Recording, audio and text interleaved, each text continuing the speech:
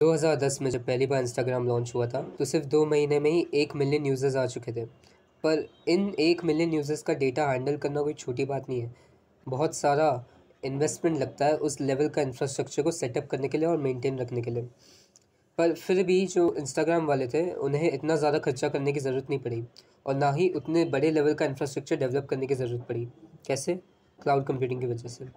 Cloud computing एक इतना important aspect बन चुका है किसी भी आईटी कंपनी का कि बिना इसके तुम ना तो ऐप को डेवलप कर पाओगे, ना डेटा को मैनेज कर पाओगे या स्टोर कर पाओगे, ना सर्विसेज को लार्ज स्केल पे डिलीवर कर पाओगे। तो एज अ स्टूडेंट या एज अ फ्रेशर या अगर आप वर्किंग प्रोफेशनल भी है, क्लाउड के बारे में जानना बहुत ज़रूरी है। इसका काफ़ी बड़ा जॉब मार्केट है। इनफैक्ट बहुत सारे जो डेवऑप्स इंजीनियर होते हैं वो क्लाउड कंप्यूटिंग पे ही काम करते हैं। और इस वीडियो में हम यही देखेंगे कि क्लाउड कंप्यूटिंग एक्चुअली होता क्या है। शुरुआत करते हैं एक केस सिनारियो से। मान लो तुम एक फैमिली ट्रिप पे जा रहे हो 2-3 दिन के लिए। तो तुम्हारे पास दो ऑप्शन है। सबसे पहला ऑप्शन तो ये कि तुम एक गाड़ी खरीद लो, या दूसरा ऑप्शन है कि तुम 2-3 दिन के लिए गाड़ी को रेंट कर लो। अब यहाँ पे ध्यान देने वाली बात यह है कि तुम्हारा गाड़ी का कोई रेगुलर यूज़ नहीं है। सिर्फ 6 महीने में कभी एक आध बार फैमिली ट्रिप होती है तो 2 दिन के लिए गाड़ी काम आती है। बाकी तुम्हारा एज सच कोई रेगुलर यूज़ नहीं है। तो देखते हैं कि अगर हम गाड़ी को खरीदते हैं तो क्या हो सकता है। जब हम गाड़ी को खरीदेंगे तो तब सबसे पहले तो हाई अपफ्रंट कॉस्ट, क्योंकि ऑब्वियसली गाड़ी बहुत महंगी आती है। ऊपर से तुम्हें टैक्सेस भरने पड़ेंगे एक्स्ट्रा और इंश्योरेंस का पैसा जाएगा। दूसरी चीज़ कि हाई मंथली मेंटेनेंस। ऑब्वियसली गाड़ी की सर्विसिंग करवानी पड़ेगी, कुछ ख़राब हो गया तो उसे रिपेयर करवाना पड़ेगा। वहीं अगर हम रेंट करते हैं गाड़ी को तो सबसे पहले ज़्यादा अपफ्रंट कॉस्ट है नहीं, सिर्फ तुम्हें रेंट भरना है। और दूसरी चीज़ कि तुम्हारा कोई मेंटेनेंस भी नहीं है क्योंकि गाड़ी तुम्हारी है ही नहीं। तो ज़्यादा सस्ते में हमारा रेंट करने से काम बन जाएगा। तो वैसे ही एक और केस लेते हैं जहाँ पे मान लो तुम्हारी एक ई-कॉमर्स वेबसाइट है और तुमने डिसाइड किया है कि दिवाली में हम सेल रखेंगे 1 हफ्ते की। अभी अगर तुम सेल रख रहे हो तो ऑब्वियसली वेबसाइट पे ज़्यादा लोग आएंगे, मतलब ट्रैफिक ज़्यादा होने वाला है। और जिन रिसोर्सेज पे तुम्हारी अभी वेबसाइट चल रही है वो काफ़ी नहीं होगी उतने हाई लेवल के ट्रैफिक को हैंडल करने के लिए। तो इसमें भी हम दो चीज़ें कर सकते हैं। सबसे पहली चीज़, यहाँ हमारा जो लोकल सर्वर है जिस पे वेबसाइट हमारी चल रही है उसे ही अपग्रेड करें। या दूसरी चीज़ हम कर सकते हैं, रेंट अ रिमोट सर्वर। कोई सर्वर ऑलरेडी इस्टेब्लिश्ड है उसे हम कुछ समय के लिए 1 हफ्ते के लिए रेंट कर लेंगे। तो अब देखते हैं अगर हम अपने लोकल सर्वर को अपग्रेड करते हैं तो क्या होगा। सबसे पहली चीज़ फिर से वही हाई अपफ्रंट कॉस्ट, क्योंकि हमें ज़मीन खरीदनी पड़ेगी या और उस पर इंफ्रास्ट्रक्चर को डेवलप करना पड़ेगा। जो पावरफुल सर्वर्स हम खरीदेंगे वो भी काफ़ी महंगे आएंगे। दूसरी चीज़ हो गई मेंटेनेंस। अगर सर्वर खरीदा है तो उसे कांस्टेंट पावर सप्लाई की ज़रूरत है। एक बाकायदा मेंटेनेंस टीम बैठानी पड़ेगी जो सर्वर को संभाल सके। तीसरी चीज़ हमें कूलिंग सिस्टम इस्टेब्लिश करना पड़ेगा अगर सर्वर्स ओवर हीट हो जाएंगे तो और हमें हार्डवेयर को भी रिपेयर करते रहना पड़ेगा। ठीक है।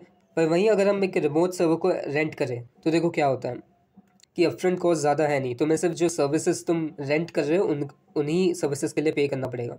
दूसरी चीज़, मेंटेनेंस का भी कोई खर्चा नहीं है क्योंकि तुम्हारा सर्वर तो है ही नहीं, किसी और का सर्वर है, तो तुम्हें मेंटेनेंस भी नहीं करना है। अच्छा, ये जो दो हमने सिनेरियोज देखे इससे हमें क्या पता चलता है?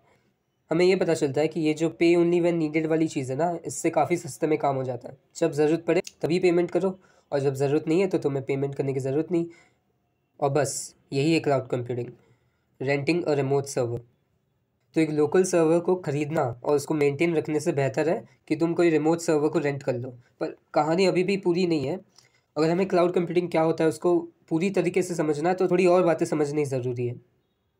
सबसे पहले जान लेते हैं कि सर्वर्स क्या होते हैं। ठीक है, तो सर्वर्स कुछ नहीं होते, these are just computers which process store and manage data, that's it. तो ऐसे बड़े बड़े कंप्यूटर्स जो डेटा को बस प्रोसेस करते हैं, स्टोर करते हैं और मैनेज करते हैं, वही तुम्हारे सर्वर्स होते हैं। और जैसा हमने ऊपर देखा, दो तरह के सर्वर्स होते हैं, एक होता है लोकल सर्वर और दूसरा होता है रिमोट सर्वर्स। अभी लोकल सर्वर्स क्या होता है?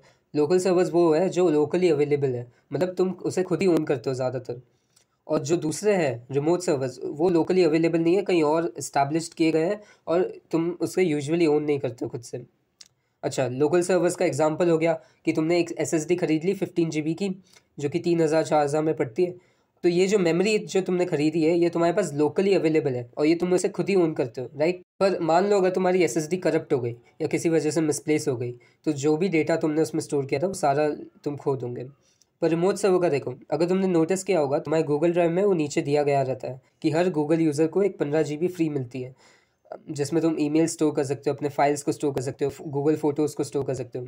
अब ये जो 15 GB है ये तुम्हारा फिजिकल हार्डवेयर नहीं है, ये गूगल का खुद का सर्वर है जिसमें चीज़ें स्टोर हो रही है। तो मान लो अगर तुम्हारे फ़ोन या लैपटॉप की मेमोरी करप्ट भी हो गई, पर फिर भी जो फाइल्स, जो ईमेल्स, जो फोटोज तुमने अपलोड किए गूगल ड्राइव पे, उसका एक्सेस तुम्हारे पास रहेगा, क्योंकि वो तुम्हारे फिजिकल स्टोरेज में स्टोर हुआ ही नहीं है, वो कहीं और रिमोट सर्वर पे है। दूसरा एग्जाम्पल हम ले सकते हैं इंस्टाग्राम का।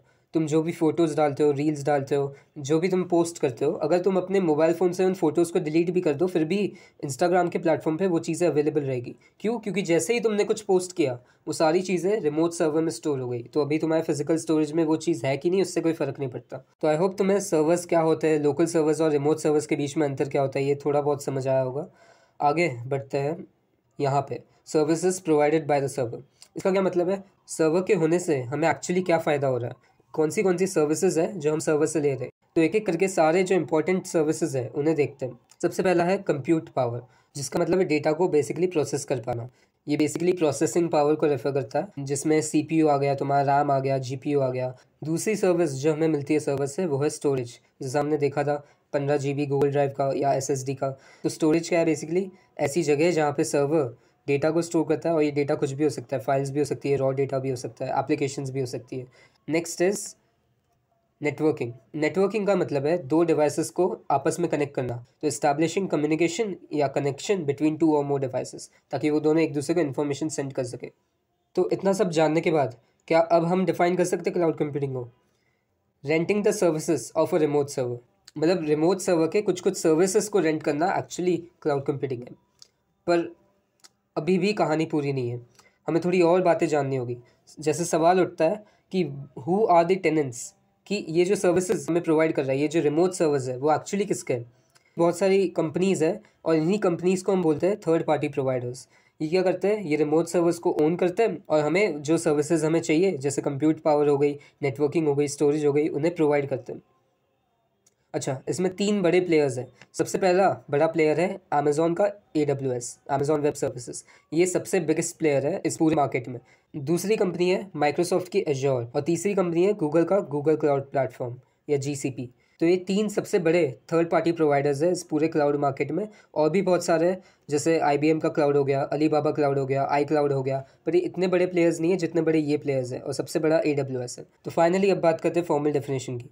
क्लाउड कंप्यूटिंग होती है delivery of IT infrastructure services on demand, मतलब जब ज़रूरत हो तब, such as compute power, storage and networking, जो सर्विसेज हमने पहले देखी थी, over the internet by third party providers like AWS, Azure and GCP on a pay as you go model. अब ये पे एज यू गो मॉडल का क्या मतलब है? पे एज यू गो मॉडल का मतलब है पे एज पे यूजेज, मतलब बिल जो होगा मेरा, वो ज़रूरत मेरे यूजेज के हिसाब से आएगा। मान लो अगर आज मैंने ज़्यादा यूज़ किया है तो बिल आज का ज़्यादा आएगा, और अगर मैं कम यूज़ कर रहा हूँ सर्विसेज का, तो कल का बिल कम आएगा। अच्छा, ये जो सर्विसेज है वो यूजर्स को अनेबल करती है रिसोर्सेज को स्केल करना dynamically without owning the physical infrastructure. इसका क्या मतलब है? कि तुम्हारे पास फिजिकल स्टोरेज नहीं है, तो फिर भी तुम अपने हिसाब से कितनी भी स्टोरेज का यूज़ कर सकते हो।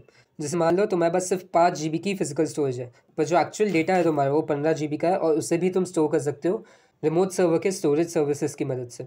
अच्छा, इसकी एक और डेफिनेशन है जो हमें पता होनी चाहिए, वो है cloud computing is a compilation of existing techniques and technology. इसका क्या मतलब है?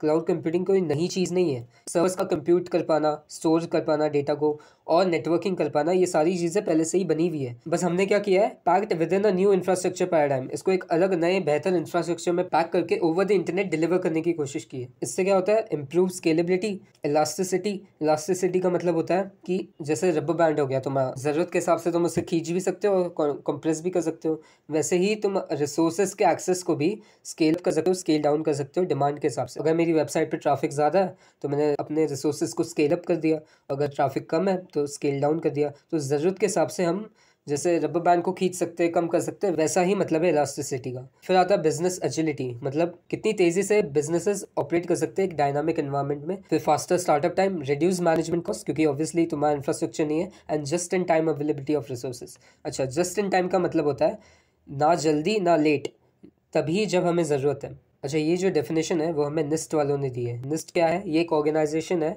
जो स्टैंडर्ड्स प्रोवाइड करती है हमें। एक बार फिर से देख लेते हैं हमने क्या क्या समझा। सबसे पहले हमने जाना कि सर्वर्स क्या होता है, लोकल सर्वर्स और रिमोट सर्वर्स के बीच में अंतर क्या होता है। फिर हमने देखा कि कौन सी सर्विसेज है जो हमें सर्वर्स प्रोवाइड करते हैं। तीसरी चीज़ जो हमने देखी वो थे third party providers, AWS, Microsoft azure और GCP। फिर फाइनली सारी बातें समझ के हमने कंक्लूड किया कि एक्चुअली क्लाउड कंप्यूटिंग की डेफिनेशन क्या हो सकती है। ये वीडियो इस पूरी वीडियो सीरीज का पहला वीडियो था जिसमें हमने बात की कि क्लाउड कंप्यूटिंग एक्चुअली होता क्या है। ऐसे ही हम इस पूरी वीडियो सीरीज में क्लाउड कंप्यूटिंग के सारे कॉन्सेप्ट्स को कवर करेंगे। तो अगर तुम एक स्टूडेंट हो जिसे सेमेस्टर एग्जाम्स के लिए पढ़ना है या तुम्हें क्लाउड कंप्यूटिंग के बारे में जानना है और तुम्हें पता नहीं कहाँ से शुरू करना है, तो यहाँ से तुम शुरू कर सकते हो। सारे टॉपिक्स को 3 लेवल पे डिवाइड किया गया है, फंडामेंटल्स, इंटरमीडिएट और एडवांस्ड। शुरुआत होगी बेसिक चीज़ों से, जैसे क्लाउड कंप्यूटिंग क्या होता है, क्यों होता है, वर्चुअलाइजेशन का क्या कॉन्सेप्ट है, हाइपरवाइजर टाइप 1 टाइप 2 ये सारी चीज़ें क्या होती है, जो बेसिक आर्किटेक्चर है वो क्या है क्लाउड कंप्यूटिंग का। फिर आगे देखेंगे कि क्लाउड नेटवर्किंग क्या होती है, जो अलग अलग थर्ड पार्टी प्रोवाइडर्स है, AWS, अज़ूर, GCP, इनकी कोर सर्विसेज कौन सी है और ये सारी सर्विसेज एक दूसरे से अलग क्यों है। डेवऑप्स में क्या काम आता है क्लाउड का, माइक्रो सर्विस का आर्किटेक्चर, सर्वरलेस कंप्यूटिंग क्या होती है, डॉकर और क्यूबरनेटिस क्या होते हैं ये भी देखेंगे। और आखिर में देखेंगे कि आज के टाइम पे क्लाउड कंप्यूटिंग कहाँ और क्यों यूज़ आ रहा है। तो इस वीडियो के लिए इतना ही। अगर वीडियो पसंद आया हो तो लाइक एंड सब्सक्राइब।